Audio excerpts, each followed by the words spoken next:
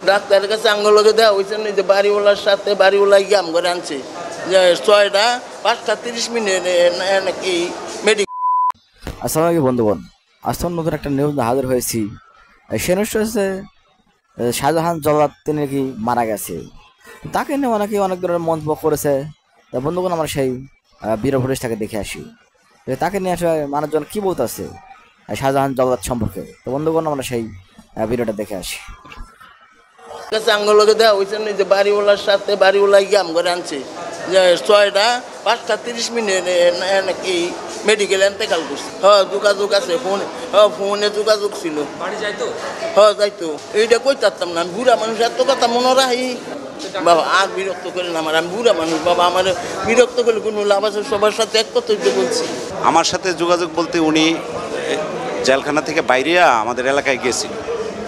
পরে আমাদের বাড়ির পাশে তো ওনার বাড়ি ছিল, তো ওনার বোনের বাড়িতে ওনার সাথে দেখা হয়েছিল, তো কথা হয়েছিল। পরবর্তীতে আরও কয়েকবার দেখা হয়েছিল যে উনি একটা আইডি কার্ড করার জন্য আমাদের ইউনিয়ন চেয়ারম্যানের সাথে যোগাযোগ করছিল।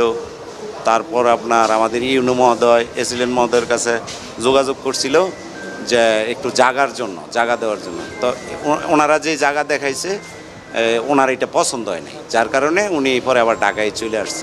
এখন যদি হারা ছেড়ে দেয় আমরা নির্ধারিত সময়ে যাইতে। আমরা তো আমার শাশিও বলছে কোনো অভিযোগ নাই, কারো প্রতি কোনো অভিযোগ নাই। আর ওনার অস্বাভাবিক মৃত্যু হইলে পোস্টমর্টমের প্রয়োজন ছিল, তো হাসপাতাল কর্তৃপক্ষ এখন চাইতেছে পোস্টমর্টম করার জন্য। তো আমাদেরও ইচ্ছা ছিল যে, আমার শাশিরও ইচ্ছা ছিল যে পোস্টমর্টম ছাড়া যেন দেয়। আমার বাসায় জল্লাদ শাহজাহানকে আমি এমনি আমার কোনো পরিচিত না, ওনাকে ফেসবুকে আমি চিনতাম। ওনার আজকে 14 দিন যাবত উনি আমার বাসার একটা ছোট্ট পকেট রুম নিয়েছে ভাড়া, 2000 টাকা মাসিক ভাড়াতে। উনি 6 তলায় ভাড়া নিয়েছে বাসা, এবং আমি আপনাকে থাকতাম 3 তলায়। তো 3:30 থেকে 4টার মধ্যে ওনার যে বাসের ভাড়াটিয়ারা আছে ওনাকে বলতেছে যে আপনার ভাড়াটিয়া অসুস্থ, আপনি তাড়াতাড়ি দেখেন আইসা। তো আমি যাওয়ার পরে উনি বলতেছে আমি খুব ব্যথা অনুভব হচ্ছে, আমাকে তাড়াতাড়ি আপনি একটু চিকিৎসা দেন। তো আমি আমার নিজস্ব গাড়ি দ্বারা আমি জরুরি ভিত্তিতে আমি 4টার মধ্যে বা 4:30টার মধ্যে আমি এই হাসপাতালে নিয়ে আসছি চিকিৎসার জন্য। তো ডাক্তার আমি নিজে নিয়ে আসছি, আমার ড্রাইভার সহ আমি নিয়ে আসছি। এখন চিকিৎসাধীন অবস্থায় ডাক্তার তাকে মৃত্যু ঘোষণা করা হয়েছে।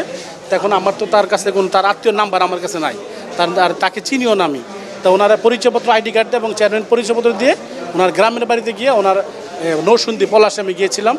ওখান থেকে তার আত্মীয়কে, তার আপন বোনকে আমি নিয়ে এখন উপস্থিত হয়েছি আর, এবং অন্যান্য আত্মীয় সহ। এবং এখন তার আত্মীয়রা আছেন। তো লাস্ট পোস্টমর্টম হচ্ছে, সরুতল হয়েছে, তারপর স্বাভাবিক মৃত্যু ঘোষণা দিয়েছে। অদ্য 24 তারিখ রাত অনুমান 3:30 ঘটিকার সময় বুকে তার ব্যথা ওঠে। অন্যান্য ভাড়াটিয়া সহ মোহাম্মদ আবুল কাসিমকে জানাইলে সে জরুরি ভিত্তিতে শহীদ সোহরাওয়ার্দী হাসপাতালে তাকে নিয়ে আসেন। ভোর 5টা 30 ঘটিকার সময় কর্তব্যরত ডাক্তার পরীক্ষা নিরীক্ষা করিয়া তাকে মৃত ঘোষণা করেন। এই আর কি। আমি লাশের সুরতাল করছি, সব কিছুই আপাতত স্বাভাবিক পাইছি, কিন্তু ডাক্তারি সনদপত্রে হিস্টোরি অফ আননোন ডেথ, এটা প্রাথমিক তদন্তে জানা যায় আর কি, ডাক্তারি সনদপত্রে লেখা। স্বাভাবিকভাবে আমিও সব কিছু স্বাভাবিক পেয়েছি, কিন্তু তবুও লাশের সুরতাল করে ময়নাতদন্তের জন্য পাঠাবো।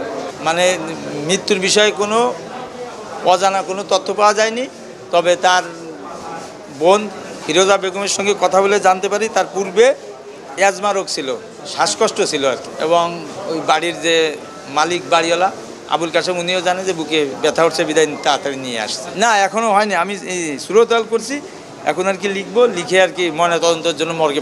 তো বন্ধুগণ আমরা সেই ভিডিও ফুটেজটি দেখলাম, যেখানে দেখা যাচ্ছে জল্লাদ শাহজাহান সম্পর্কে কিন্তু অনেকেই অনেক ধরনের মন্তব্য করতেছে বা অনেক ধরনের কথা বলতেছে। আসলে একটা বিষয় ছিল, আসলে তার শেষ সময় নাকি তার পাশে কেউই ছিল না, এটাই বড় দুঃখের বিষয়। আসলে আমাদের মৃত্যু যেন এরকম না ঘটে, যেন আমাদের পাশে কেউ না থাকে, এরকম ঘটনা আমাদের না ঘটে।